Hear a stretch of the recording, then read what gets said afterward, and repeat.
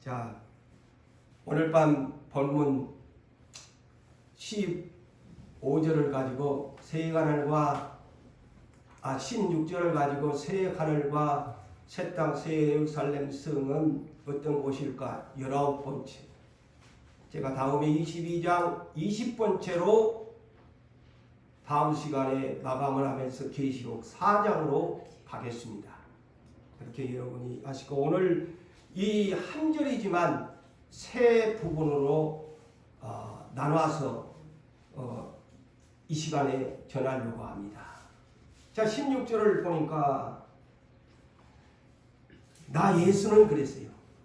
자, 예수님이 직접 하신 말씀이야. 계시록인데 나 예수는 교회들을 위하여 내 사자를 보내리니 이것들이 뭘까? 요한 계시록을 요한 계시록 기록된 말씀들을 이 말입니다. 이것들을 너희에게 증언하게 하는 데 있다 그랬어요. 증언하는 데의 목적이다 그랬어요. 그래서 오늘 첫 번째 이 16절의 첫 번째 세 부분으로 한다고 했으니까 이 요한 계시록은 예수 그리스도의 계시다. 뭐 이거는 단순하게 여러분이 이렇게 받아들일 수 있지만 제가 이제 이 본문을 보니까 저한테 오는 성령의 감동은 이것이 무슨 뜻이냐? 나 예수는 교회들에게 주는 메시지입니다. 세상 사람에게 주는 계시록이 아닙니다.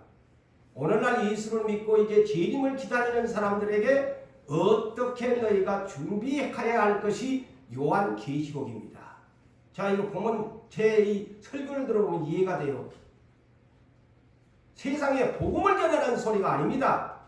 누구한테 주는 것이냐? 교회 목사한테 주는 메시지고 또 그 교회 목사를 통해서 어느 교회든지 이 계시록을 바르게 이해하고 준비하고 있어야 된다. 오늘날 것 같으면 신부 단장을 하고 있어야 된다라는 뜻입니다. 그래서 나 예수 신랑은 신부된 교회는 다른 말로 신부입니다. 신부된 교회에게 내가 이것을 천사를 보내가지고 사도 요한을 통해서 7 교회의 서신으로 보낸 증언이다. 구약의 성경 39권은 창세기 3장 15절로 뭐라고 해요? 아시죠? 여자의 후손으로 메시아 온대. 그래가지고 말라기 선지자로 마감하면서 구약 성경 39권을 종합한 것이 예수 초림입니다. 할렐루야. 아멘. 성경의 정리를 그렇게 내리십시오. 창세기로부터 구약 39권의 총결산 추수를 하기 위해서 물론 노아의 홍수의 추수도 했습니다만 구약의 39권을 총결산하는 것이 예수님의 초림입니다. 그래서 사복음서는 뭐냐? 초림으로 오신 예수 그리스도의 계시를 이스라엘 백성에게 내가 메시아다 그 계시를 확실하게 드러내 보인 것이다. 이것이 초림이다.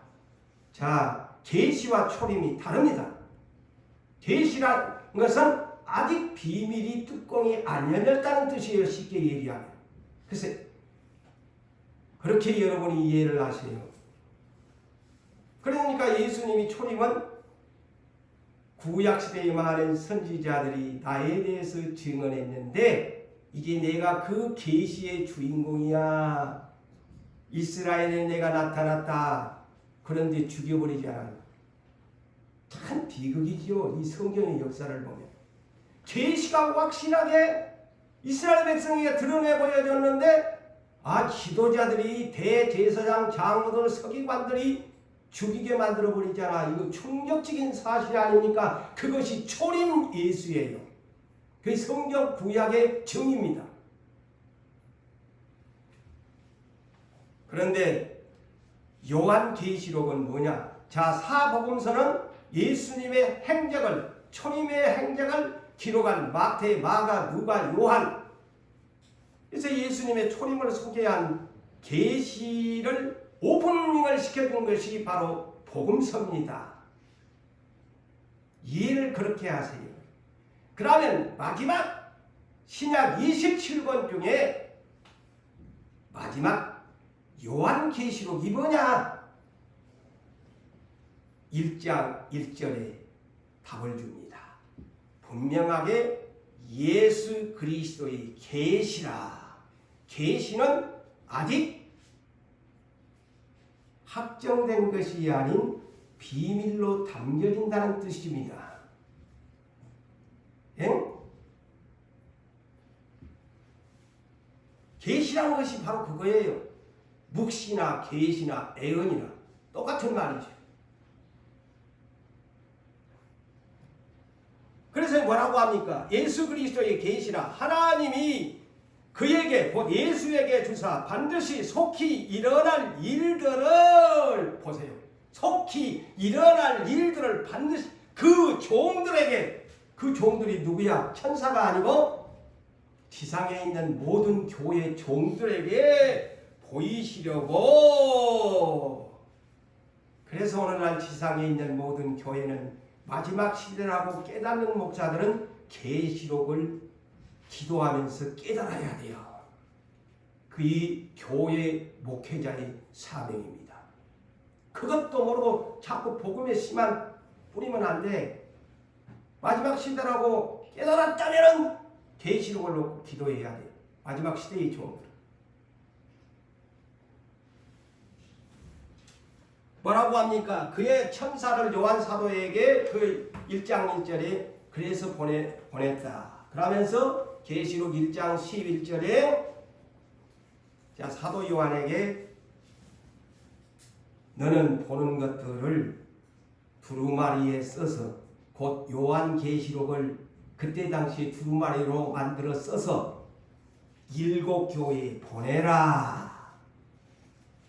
누구에게 보내라고요? 7 교회의 종들한테 보내라고 하잖아요. 그러면 종들이 이 편지를 다 받았어. 지금 나만 받은 것이 아니고 지상에 있는 모든 교회는 다 종들이라면 이 편지의 서신을 받았습니다. 안 받은 사람 있나요? 다 받았어. 여러분도 받으셨네. 자, 이 성경을 풀어가면 재미가 있어요. 계시록을 풀어가면. 편지 받았어요. 그래서 계시록 10장 11절에 사도 요한에게 이것이 오늘날 종들에게 준 사명이에요. 작은 두루마리 책을 먹어버려라. 그게 뭐냐? 요한 계시록이야. 작은 두루마리 책을 네가 먹어버려라. 먹으면 네 입이 달고 근데 뱃속에서는 쓰대이. 그런데 더 중요한 것이 뭐냐면 너는 이거를 먹었으니까, 요한계시록을 네가 먹었으니까 너는 많은 백성에게, 나라의 방언으로 그 언어를 따라 임금들에게 다시 애언하여야 하리라. 다시 계시록을 강해시켜줘야 됩니다. 풀어줘야 합니다. 이 성경에 있잖아요. 교회의 사명이 뭔가? 마지막 시대의 교회의 사명이.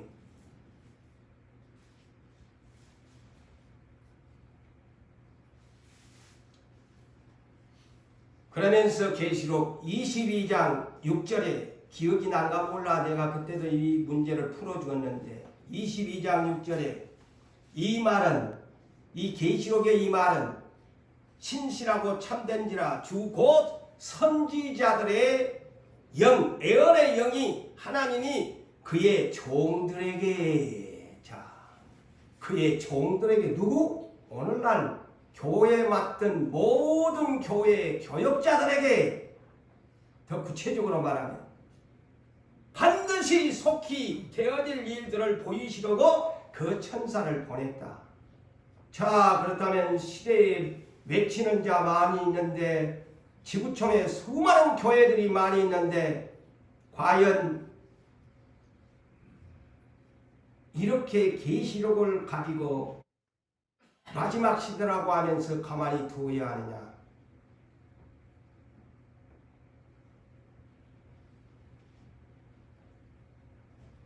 내가 이번에 어떤 국민일보에 보니까 요새 교회가 잘 안 되니까 연애하러 교회에 오시오, 먹으러 교회에 오세요. 그래서 그 찬반론이 많읍니다. 나중에 오면 하나님 만나주면 되지, 연애하고 싶으면 교회로 오세요. 그러고 그 목사가 요새 막 엄청 떠가지고 반감하는 세력들이 나중에 하나님 만나면 뭐 갈 사람 가고 뭐 그렇지, 어찌 보면 참 좋은 말인 것 같지요. 달콤한 얘기잖아요. 연애하고 싶으면 교회로 오시오. 먹고 싶으면 교회로 오시오. 밥 한 공이라도 먹고 싶으면. 그런데 장단점이 있죠. 그런 식으로만 계속 자라다 보면 이건 까라지가 될 확률들이 더 많죠. 왜? 어려움이 오면, 시련 주면 추풍낙엽이거든요. 예수님이 목회를 하셨잖아요. 3년만. 수많은 떡도 만들어줘 보고 병도 고쳐줘 보고 오만 거 다 해봤잖아요. 그런데 예수님 환난당하니까 명색이 제자들마저도 막 호언장담했고 다 도망가 버리잖아요. 과연 그게 명답일까요? 연애하려고 교회 오시오, 밥 먹으러 교회 오시오. 한편으로는 전도하기 위해서 그런 방법도 쓰겠지만 과연 좋은 결과를 얻겠나? 교회가 하나의 사회인들의 어떤 교섭 장소가 되고 만나는 장소가 되고, 응? 어떤 오락 프로그램의 교회 장소가, 물론 그 가운데 만나는 사람도 있겠죠. 다 장단점은 있지만 오늘날 이 계시록 마지막 시대에만 가까우면 시대의 종들이 깨어 일어나야 됩니다. 계시록의 말씀으로 돌아가야 됩니다. 네. 이 성경에 있잖아요. 제 말이 아니잖아요. 나는 그래서 누가 태클을 걸까 싶어서 항상 눈이 나쁘지만 성경을 기도하면서 하나님께 영감 받아가지고 성경을 여러분들에게 구절구절들을 제가 소개를 하잖아요.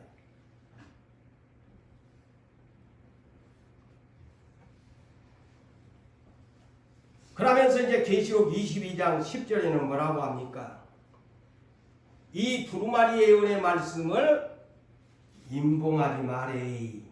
자, 22장 10절에서는 이 두루마리 작은 책 요한계시록 임봉하지 마라, 봉해놓지 말라는 겁니다. 그러니까 이제 뜯어와야지. 편지가 왔으면 하나님이 성령님을 통해서 예수님이 여러분들에게 요한계시록을, 편지를 쉽게 얘기하면 요한계시록의 서신을 받았는데 뜯어보지를 않아. 성경을 덮어놓고 안 본다. 이것이나 똑같아. 뜯어봐야지 뭔 내용인지를. 그 얘기야. 요한계시록을 이해해야 지키는 자가 복이 있고 듣고 있는 자가 복이 있다고 1장 3절에 말했잖아요. 근데 덮어두면 안 되지. 자, 예수 그리스도의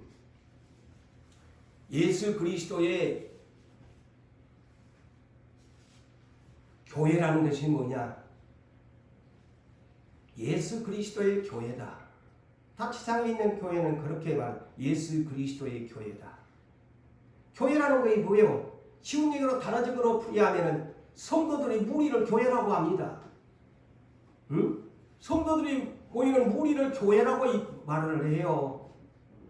요거는 하나의 예배드리는 장소에 불과한 것이지, 교회라는 것은 성도의 무리를 말할 때 교회라고 하잖아요. 그러면 성도의 이 교회 다른 말로 뭐냐? 영적으로 신부라는 뜻입니다. 신부라는 뜻이에요. 제가 그래서 다음에 17절을 제가 그거를 풀이해 드릴게요. 성령과 신부가 말하기를. 그렇죠. 그게 뭔 얘기인가 이런 건 궁금할 거예요.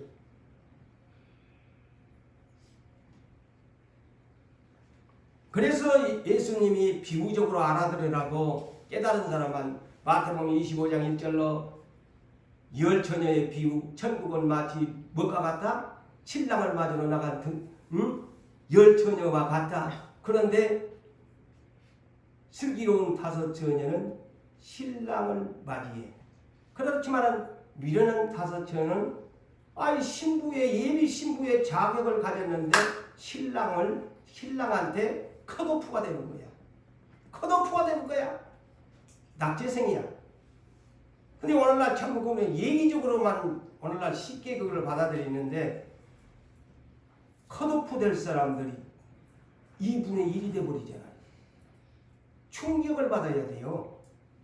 다 교회에 나오면 구원 얻는다. 컷오프라는 것을 생각해 본 적이 있니? 너 컷오프 되면 어떨 거야?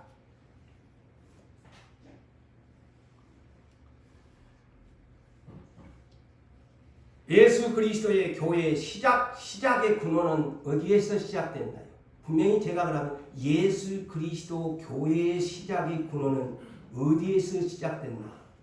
마태복음 16장 15절로 18절에서 시작됩니다. 그걸 기본적으로 아세요. 자, 제자들을 낳자는 너희는 나를 누구라고 하느냐? 언제나 고백을 잘하니까 복이 있잖아요. 아멘도 안 하는 사람보다 아멘 잘하는 사람이 복이 있는 거예요. 할렐루야. 이 베드로를 배우세요. 베드로를 배우시라니까. 베드로는 언제나 행동도 앞장서지만 말도 앞장서요. 그게 리더십이야.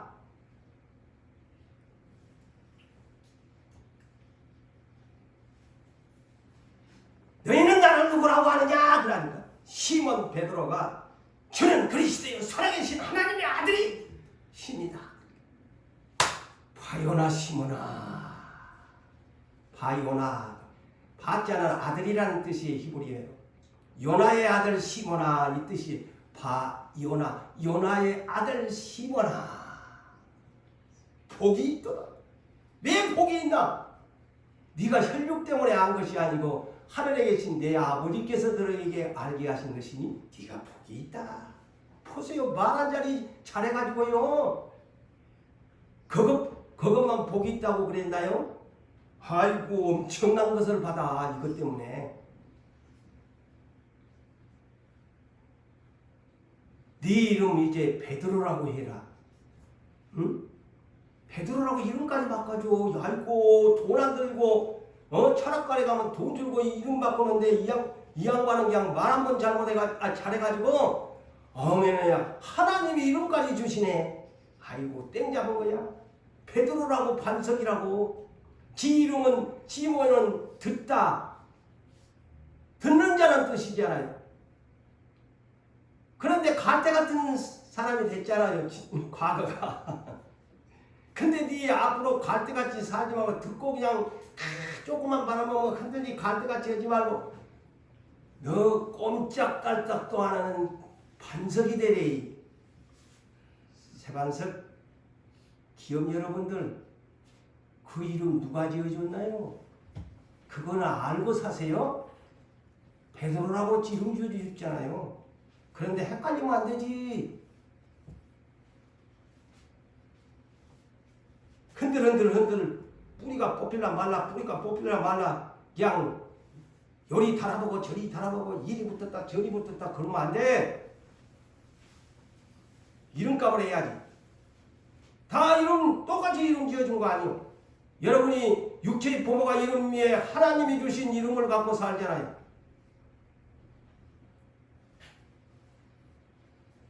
내가 오늘 처음으로 이 얘기를 하신 여러분들한테 하는 거예요.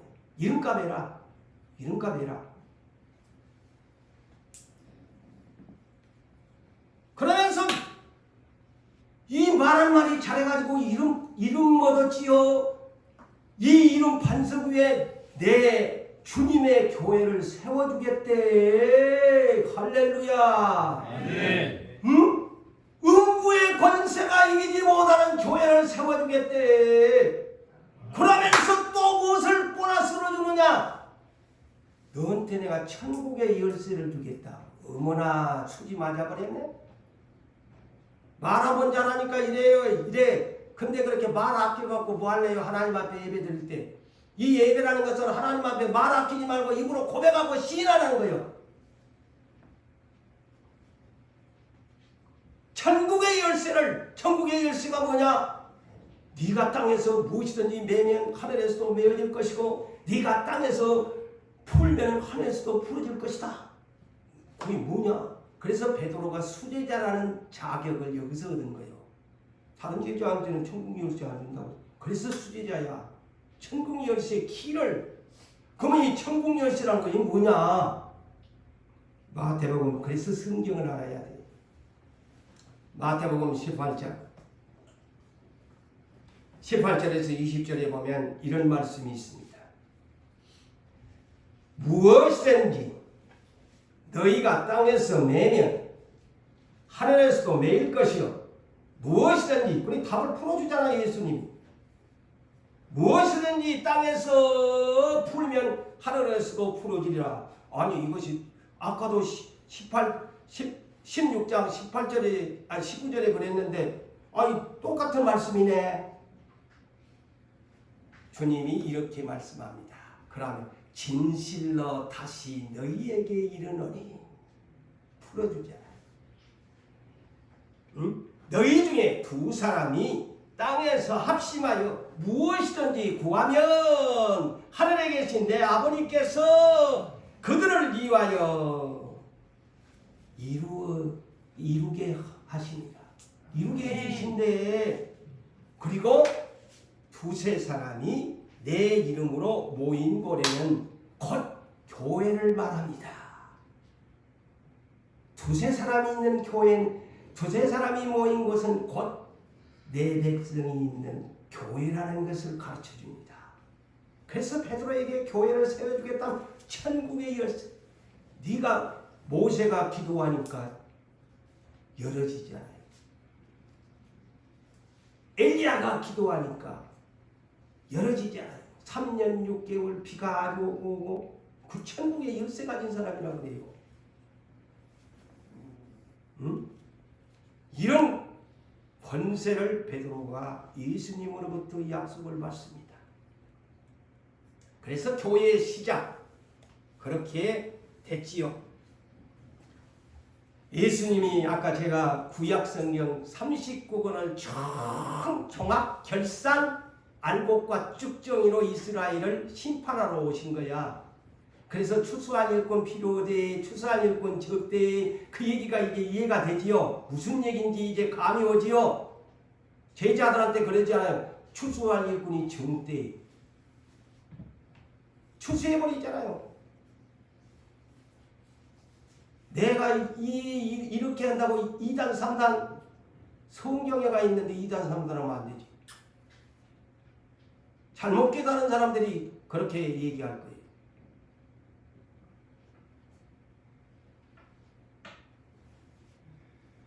그래놓고 예수님이 뭐라고 해요? 예루살렘 성전부터 딱 입성하자마자 도둑놈의 속을, 강도의 속을, 도둑놈들만 우글우글 내 아버지 집을 창사토로 만들어버리고, 응? 그러면서 제자들이 우리들처럼 성전 건축이 부러워가지고 아름다운 대리석을 보고 아름답습니다. 뷰티풀 뷰티풀. 너희는 누구 눈에는 아름답게 보이냐? 주님이 탁 단호하게 얼마 안 가서 내가 돌 하나 돌 없이 이놈의 예루살렘 성전 다 뭉개버릴 거야.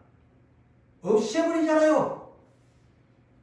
그리고 마가 다락방 내가 세운 교회. 야 너희들 비록 도망갔지만 내가 마지막으로 너희한테 부탁한대. 도망가지 말고 마가다락방으로 다시 올라가서 기도 열심히 해봐. 성령 받는데 그래서 초대교회가 예수님의 교회가 베드로를 주축으로 세워집니다. 할렐루야. 아멘. 이거 이 성경의 역사입니다. 예수님의 교회의 시작입니다.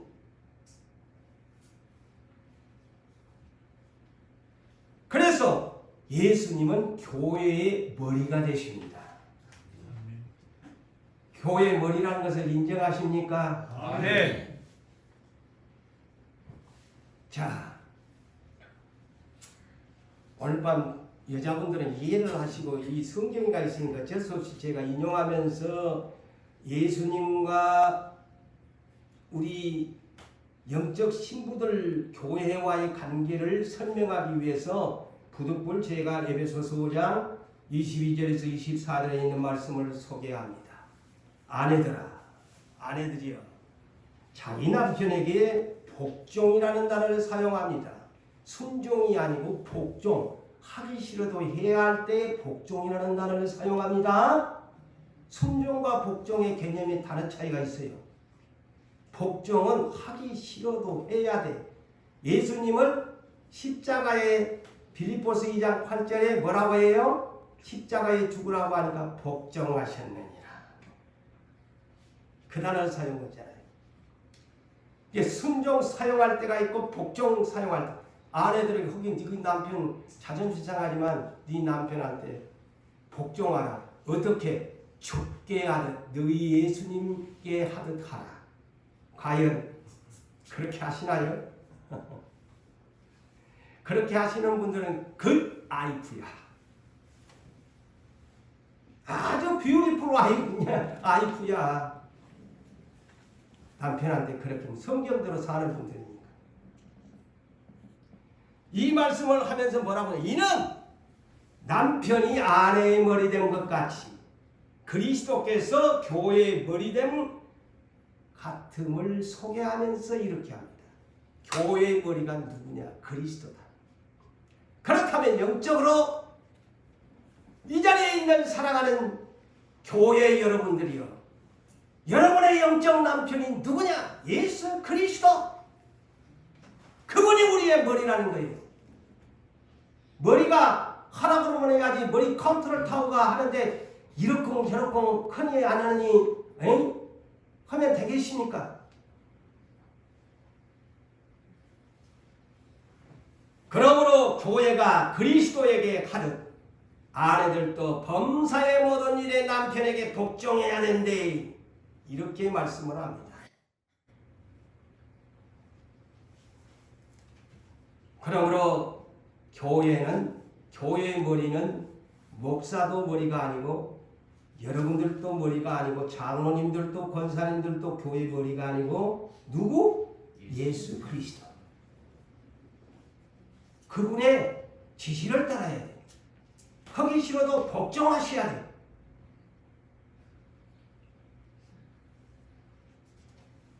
그런데 신랑이라고 예수님을 말해놓고 교회의 머리는 예수님이신데 머리라고 말을 하면서 머리 말을 안 듣는다? 자, 고린도전서 6장 15절에 이렇게 말을 합니다. 너희 몸이 그리스도의 지체인 줄을 알지 못하느냐? 너희 몸의 머리잖아요, 예수 그리스도.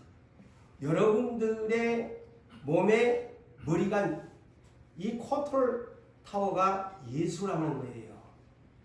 그게 주가 되지. 지체인 줄 알지 못하느냐? 너희 그리스도의 지체를 가지고, 너희는 예수 그리스도의 머리에 모두 몸뚱아리 손과 발이고 다 붙어있는 지체들인데 그것을 가지고 창녀의 지체를 만들겠느냐? 결코 그럴 수 없느니라. 창녀의 지체를 만들면 안 된대. 그게 뭘까요? 영적 간음이에요. 예수가 우리의 남편이잖아, 영적으로. 니는 그러면 영적으로 신부인데 네가 남편 예수를 안 사랑하고 세상을 사랑하냐? 니는 창녀다 이거예요. 이 충격적인 말이 기록되어 있어요. 이 신약 성경에. 이는 창녀다. 이것을 더 구체적으로 야고보서 4장을 참고하세요. 4장 4절. 가늠한 여인들아, 세상과 벗된 것이 하나님과 원수가 된지를 알지 못하느냐? 그 안에 있는 성령이 시기하기까지 질투하신대 그랬어요. 성령님이 질투하신대요. 여러분이 다른 것을 사랑하면, 예수님을 안 사랑하고 세상을 사랑하면 여러분 안에 있는 성령이 시기하고 질투하고 미워한다는 거예요. 제가 언제 한번 이 설교할 거예요. 안에 계시는 성령이 기분 나빠 미워 죽겠어. 누구 안게 예수님을 안 사랑하고 신랑을 안 사랑하고 성령을 보증으로 세워놨는데 딴 짓만 하고 앉았어. 미워 죽겠어. 그러니 성령이 나 네 기다렸다가 안 되면 난 네 떠나갈 거야. 네 소멸돼봐라. 그때서 후회하지 말아래. 사울처럼 하지 말라는 거예요. 성령의 속성을 아셔야 돼. 성령 기분 나쁘게 시기 질투한다고 그랬어요. 성령이 다른 것 사랑하면. 그러면서도 와가지고 네 앉아요 주여 앉아요 주여. 아이고 성령님 당신만을 사랑합니다. 네 안에 충만히 불러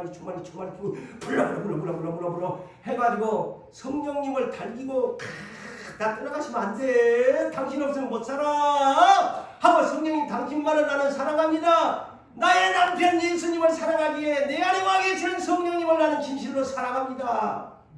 해야 성령이 충만해지지. 기분이 좋아서 성령이 미워 네 아무개 그때 정말 미워 따라가고 싶어. 그런 사람이 있을 거야.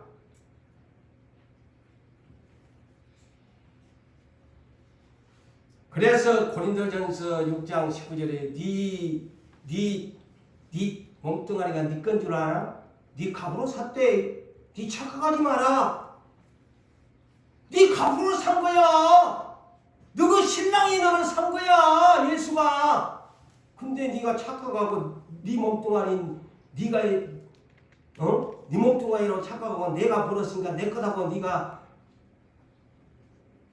하면 되겠니? 뭐라고 해요? 마지막 20절에 너희 몸으로 너희 몸뚱아리로 하나님께 영광을 돌리라. 아멘. 네 몸뚱아리로 하나님께 영광 돌리라 그랬지. 내 몸 내 것인데요. 내가 벌었는데요. 하나님이 나중에 목숨 데려가면 내 것 하나도 없는데, 그런데 저나 우리는 참 그것에 대한 미련을 못 버리지 않아요.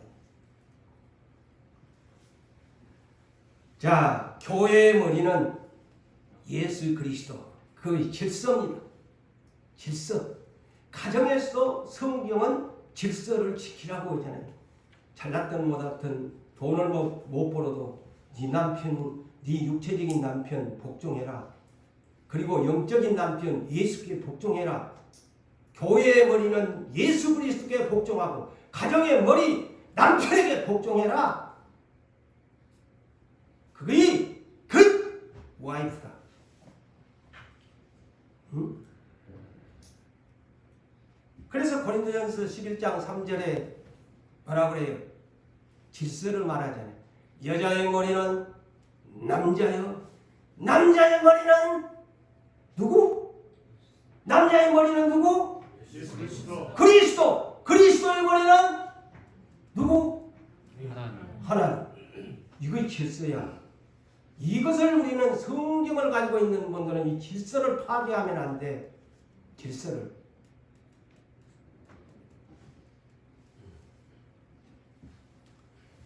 자, 그러면 과연 예수님이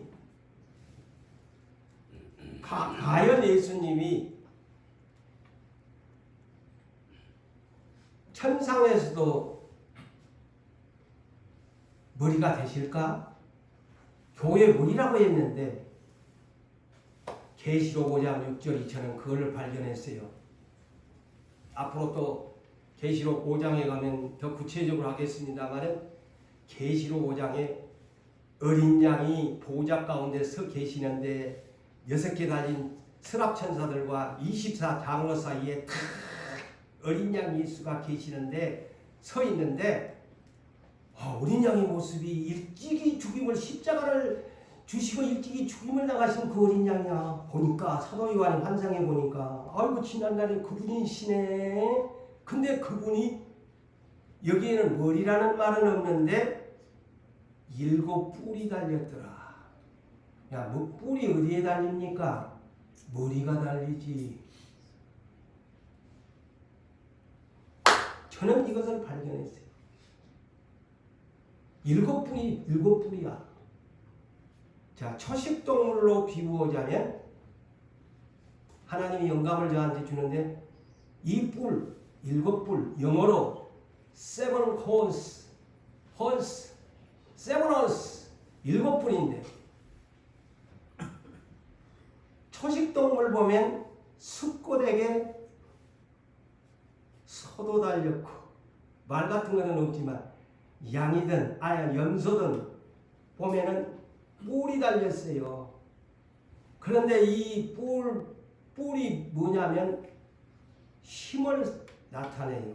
그리고 여러분이 동물의 세계를 보았지만은 숫꽃 뿔 달린 짐승들이 싸움을 할 때에 무엇으로 싸웁니까? 한결같이 뿔로 지받고 뿔로 싸움해가지고 숫꽃이 암컷을 차지합니다.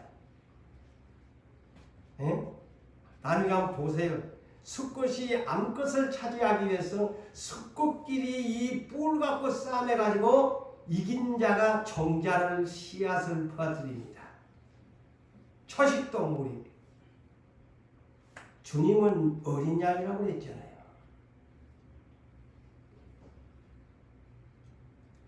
이 뿔은 힘과 파워를 말하는 것이고 더 말하면 계시록 5장 6절에는 일찍이 죽임을 당하셨는데 이 말을 보니까 이긴 자라는 뜻입니다. 이기셨다. 사망을 이기신 자. 그분에게 교회의 머리인데 7 뿔이 달렸다. 권위와 힘, 이긴 자를 상징하고 그 눈에는 7 눈이 달렸다. 7 eyes. 우리는 2 눈인데 그분은 7 눈이야.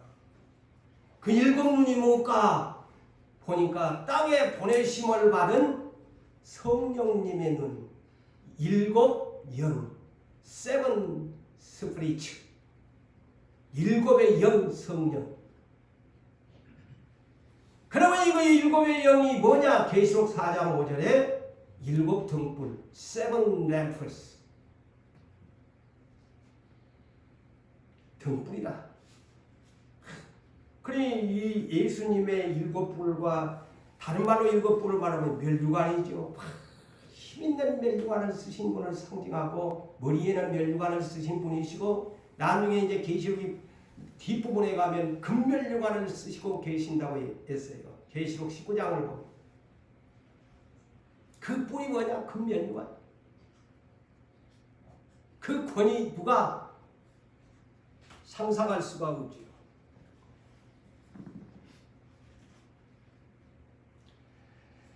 자, 그리고 예수님의는 어떤 분이세요?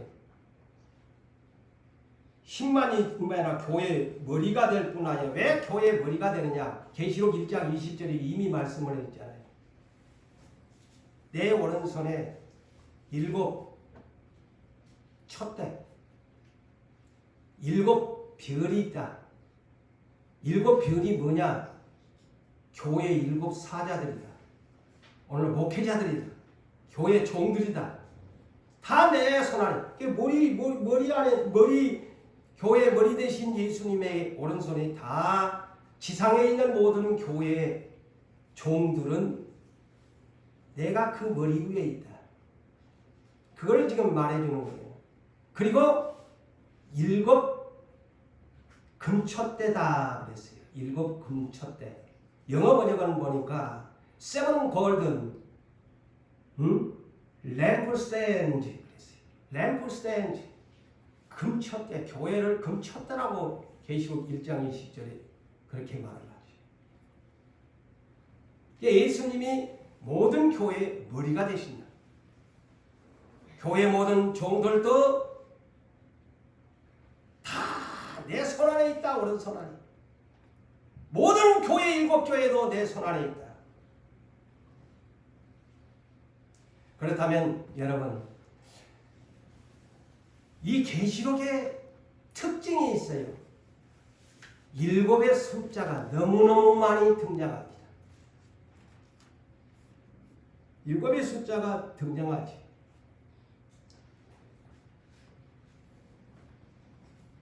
칠의 숫자. 왜 그렇게 계시록에는 유별나게도 칠의 숫자를 많이 사용하셨을까? 저는 이렇게 풀이를 해보고자 이해합니다. 창세기 2장 1절에 보니까 천지의 만물이 다 이루어지니라.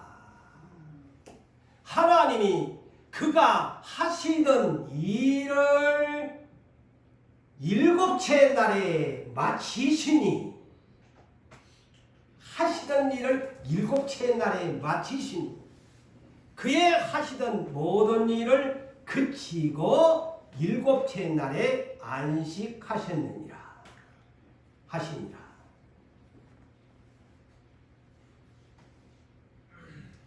한마디로 완성의 숫자요, 성취의 숫자요, 이긴 자의 숫자입니다. 그래서 서양에서는 럭키 세븐이라는 말을 아마 기독교와 영향을 받아서 행운의 숫자라고 하죠. 럭키 세븐, 행운의 숫자. 근데 이 성경에서 이 7의 숫자가, 특별히 계시록에는 7의 숫자가 헤아릴 수 없을 만큼 많습니다.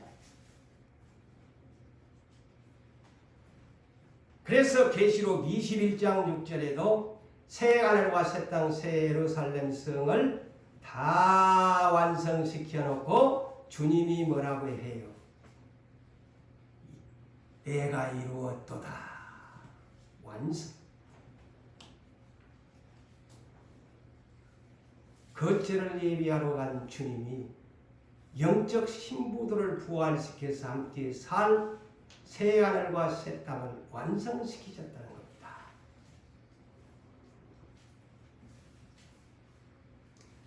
그러면 또 참고적으로 또 언젠가는 다시 또 하겠습니다만은 성경에서 12숫자, 12지파요, 12제자 이런 것은 뭘까? 이거는 하나님이 이 인간 사회에 사용할 수 있는 시간의 숫자입니다.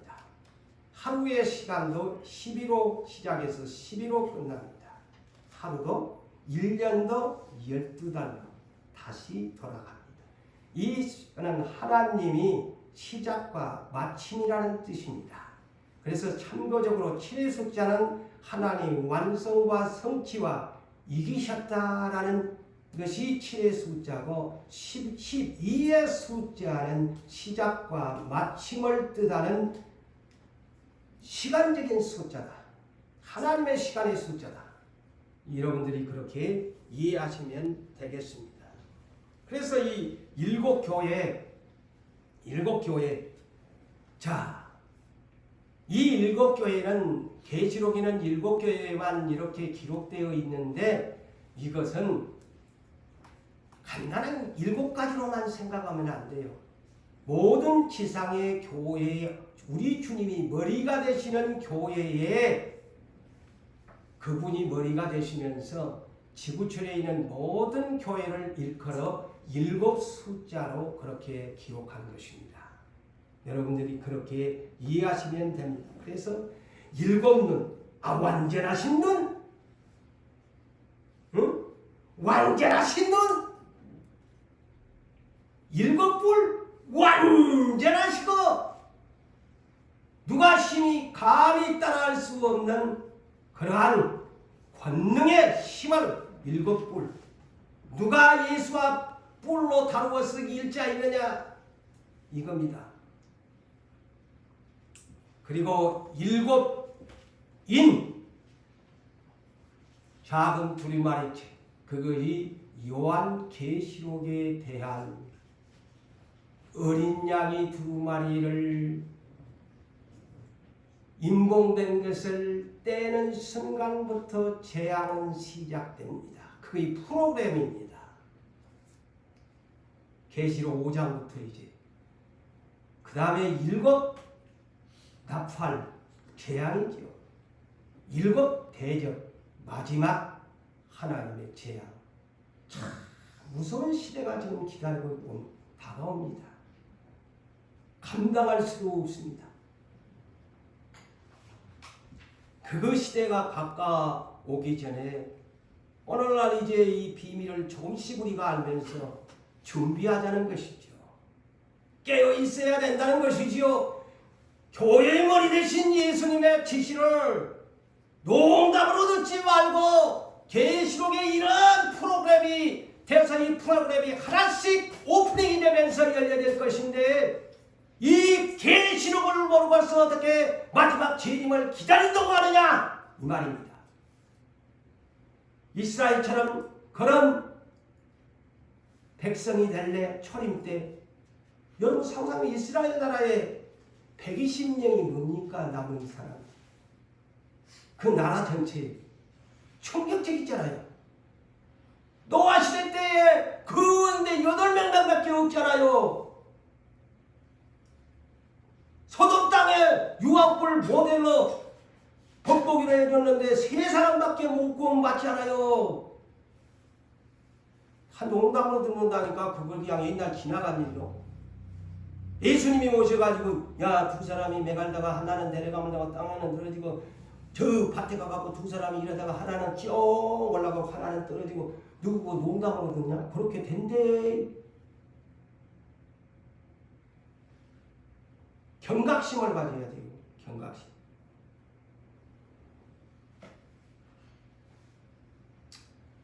아이고 주야.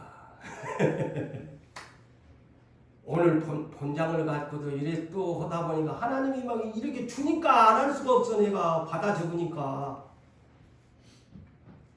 이 16절을 가지고도 한 돼지밖에 못했네.